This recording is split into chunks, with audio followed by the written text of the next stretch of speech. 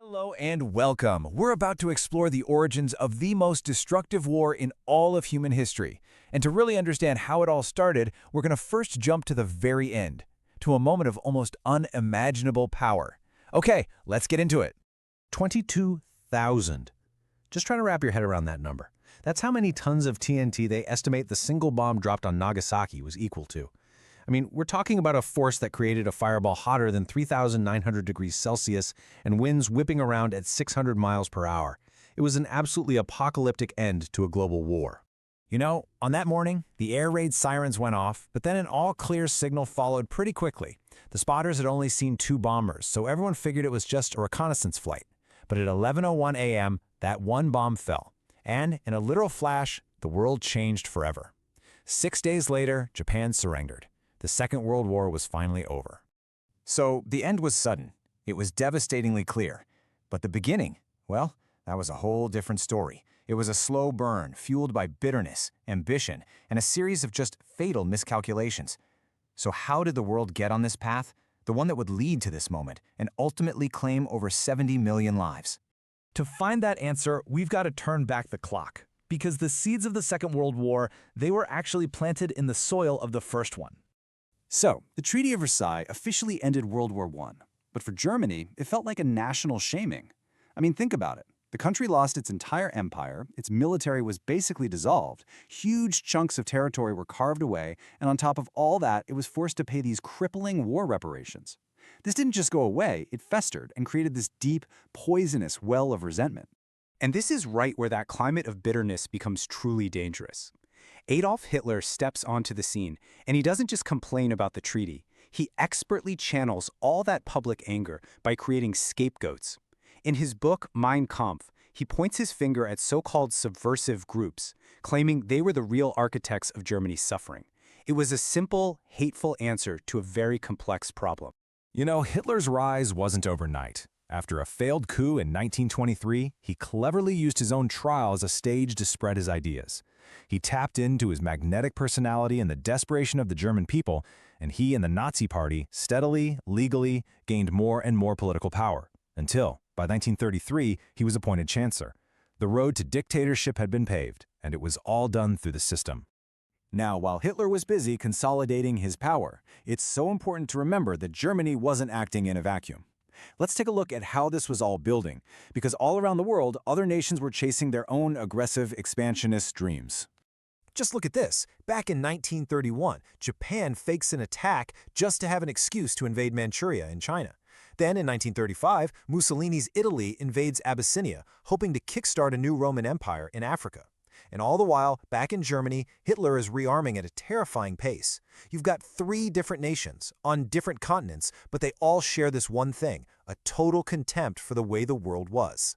So, with all this aggression on the rise, how did the world's leading powers, Britain and France, decide to respond? Well, they chose a policy that would become one of history's most infamous words, appeasement. And here's the crucial thing to understand. The goal was to avoid another catastrophic war at any cost. The leaders of Britain and France were literally haunted by the memory of World War I. They truly believed that if they just gave aggressive countries like Germany what they said they wanted, they could satisfy them and stop a bigger conflict from ever happening. And this shows perfectly how that policy played out in real time. In 1935, Hitler starts military conscription, a total violation of the Versailles Treaty. What do the Allies do? Nothing. In 1936, he sends troops into the demilitarized Rhineland, that's our second domino, with secret orders to pull back if they met any resistance. They met none. Then in 1938, he annexes Austria and demands a piece of Czechoslovakia. And each and every time the Allies gave in, hoping this would be his last demand. But of course, it just made him bolder. After Hitler just went and took the rest of Czechoslovakia in early 1939, it was painfully obvious that appeasement had failed. His ambition wasn't just about reuniting German-speaking people. His next target was Poland. And this time, the entire world was holding its breath. And then came a diplomatic bombshell. Nazi Germany and the Communist Soviet Union, we're talking 2 bitter ideological enemies, signed a non-aggression pact. What the world didn't know was the secret clause, a plan to literally divide Poland and the rest of Eastern Europe between them. This was a game changer. It removed the threat of a two-front war for Hitler and basically gave him the green light he was waiting for. This was the final straw. On September 1st, 1939, German troops stormed across the Polish border. There was no justification, no claim to the land. This was just a naked act of aggression. The dominoes of appeasement had finally, tragically, led to war. The invasion of Poland introduced the world to this terrifying new type of warfare, Blitzkrieg, or lightning war. It was designed for one thing: a quick, decisive victory, something Germany knew it had to have to avoid another long, drawn-out war. It worked by using concentrated air power and tank formations to just punch through enemy lines and create total chaos. And the key takeaway here is the incredible contrast.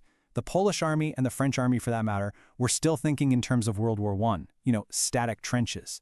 Blitzkrieg made that entire defensive mindset totally obsolete, practically overnight. The Polish army was crushed in less than a month.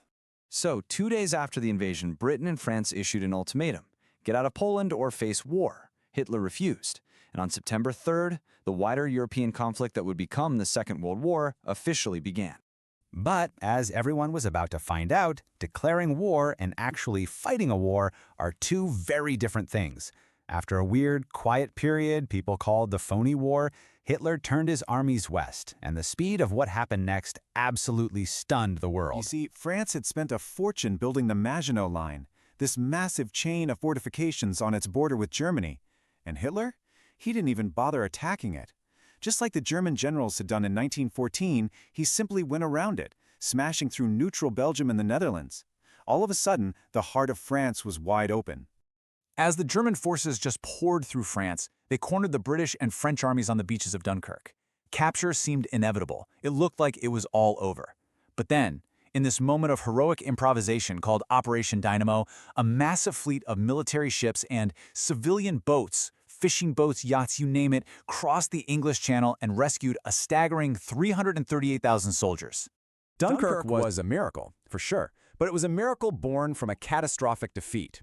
As France was crumbling, Britain got a new prime minister, Winston Churchill, and he offered no false hope. He told the British people the blunt, honest truth about the fight that was ahead of them, now that they were almost completely on their own. And just like that, it was over. In only 46 days, Hitler had done what the Kaiser couldn't do in 4 years. France had fallen, Nazi Germany was now the master of continental Europe. Britain truly did stand alone. So that's where we are, less than a year into the war, and the situation looks completely hopeless. The aggressors are winning, democracy has been wiped off the map across the continent, and the path forward is just dark. The real fight was only just beginning.